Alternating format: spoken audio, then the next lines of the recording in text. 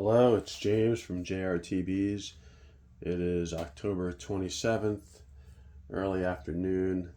I had a little time, so I figured I'd make a quick video on sugar bricks. This is actually one from last year. And this one I haven't taken out yet. You can see they basically turn into a hard brick. This is, I think it's 8x6, little tin that I got from ShopRite. But anyway, I want to show you how I've been making them since that first fall of 2020, and they've been working for me. I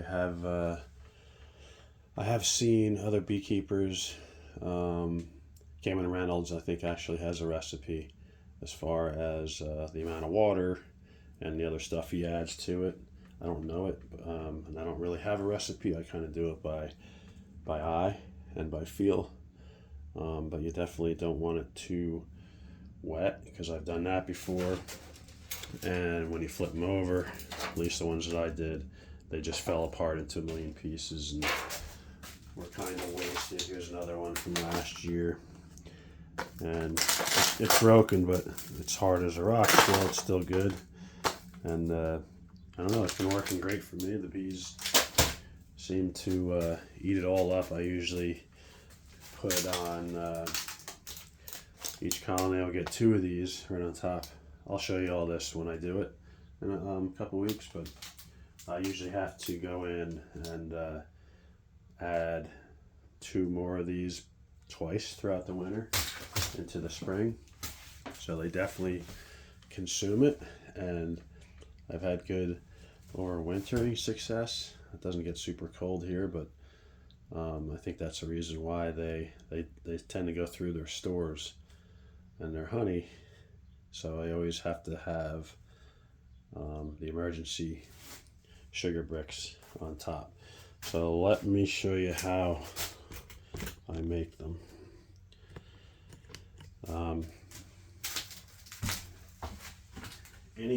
Any white sugar. I actually just picked this up from Walmart this morning. Just has to be, your run-of-the-mill bleached sugar. And I don't, it's about a quarter full. You don't want too much more than you can mix at a time. It gets hard to mix. Let me make sure you can see. And then I like to put Honey Bee Healthy in it. I might put this in first. This one's almost gone. I have another one over there, but it just makes it smell really good. I think it helps preserve it. And I don't know, the bees seem to really like it, but I'll show you.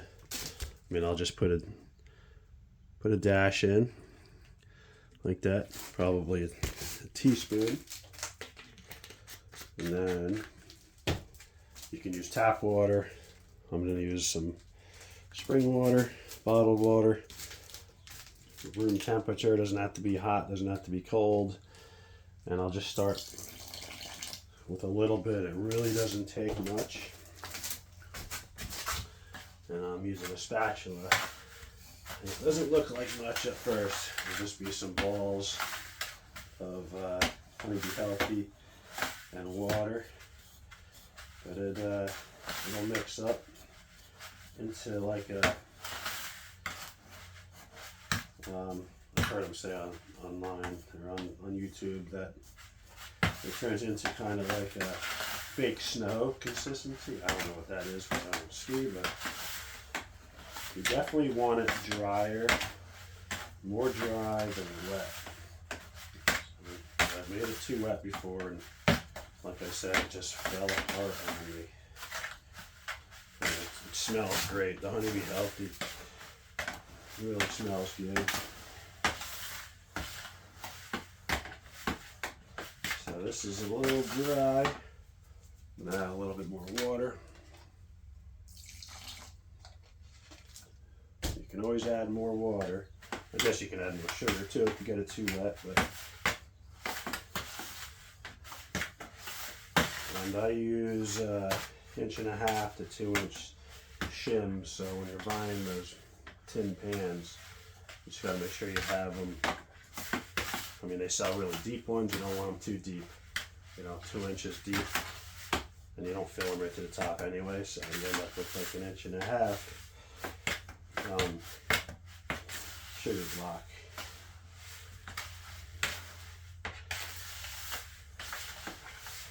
You can see now it's starting to, get a little thick and heavy. There's still a bunch of dry sugar at the bottom. There's a big clump of water there.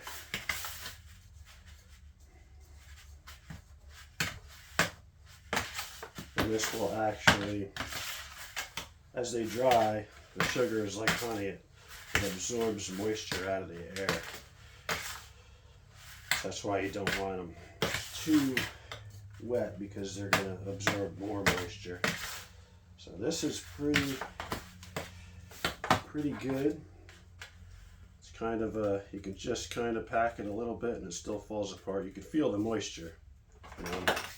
Stick to your hand a little bit. So that is pretty good. Make sure it's mixed to the bottom. I'm trying to mix more than this is just, it's hard. It's just easy to mix up a bunch of these smaller batches. So that's pretty good. I don't know if you can see that consistency. I'll show you as we pack it. So basically,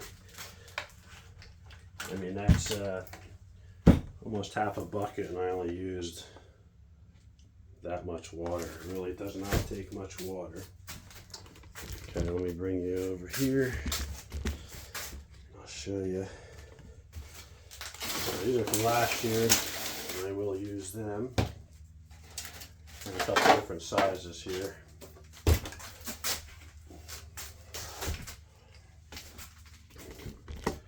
So that's pretty self-explanatory, but you'll see it's just kind of, you can see that consistency. It sticks to the spatula a little bit.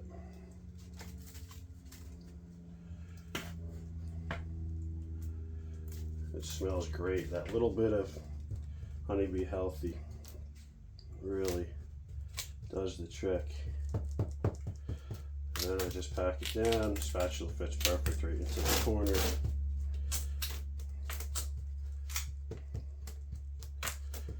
A little bit more, just make it a little thicker. And just give it a good pack. I know some beekeepers I saw, they put these in the oven and put it on low.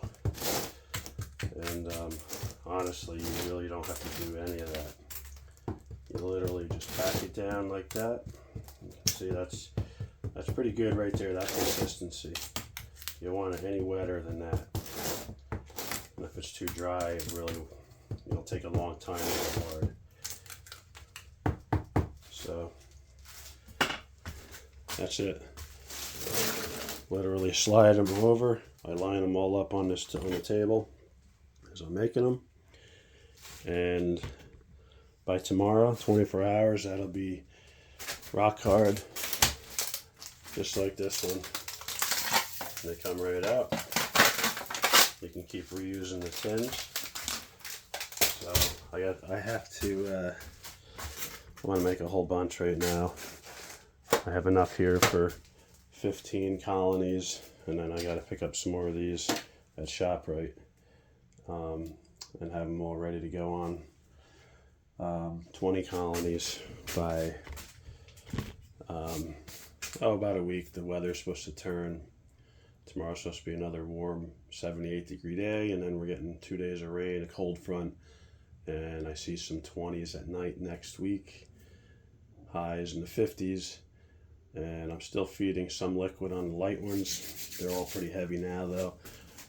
But once the temperatures are in the 40s during the day. That's pretty much it for the liquid feeding. And then the Apivar strips are due to come out on November 1st, which is next Wednesday. So I will be, depending on the temperatures next week, I don't know which day I'm going in yet, but I'll be pulling all the Apivar strips and putting the shims on and putting the sugar blocks on. I just put them on right away, and if they want them, they're there. If they don't want them, then they'll save them. But typically they've been pretty much jumping right on them, and they eat them all winter long, and they also eat all their honey and sugar syrup stores. But I just, it doesn't hurt to make them. It's pretty cheap. Just have to buy the sugar, and I put them right on the bars. I'll show you when I do all that, but it's been working good for me, and I've had some good overwintering success. I just make sure they're on there, and yeah. So I just wanted to make this quick video, and I will make sure I make another one when I take the strips off so you can see how I set everything up. But these are the shims that I'm using now. They have this little entrance. There's a plug. I leave the plug in there, but theoretically I guess you could pull the plug out and look in with a flashlight to check the shims. But this will sit right on top of the top super, and the top bars will be, you know, right here, and the sugar bricks will fit right in there. So you can see it's almost perfect, the depth. So they're a little bit less than these. So these are, that's an 8x6 by probably 1.5 inches. So that's what you want to use, unless you have you know, deeper shims. I have a few, but I'm moving. All these are real inexpensive from Beterbee. Put them together with screws, and they're durable. So that's what I'm using, and again, I'll show you that next week. Alrighty, good luck with your bees. Hopefully you're having some warmer temperatures. It's like an Indian summer here, and all the bees are flying now, but that means also that they're using their stores. So I'm going to open feed, I think, tomorrow. I have one warm day. I'm going to mix up some sugar water, 2 to 1, and just let them open feed for a full day and pack in a little bit more weight. All right, I'll talk to you soon. Thanks. Bye.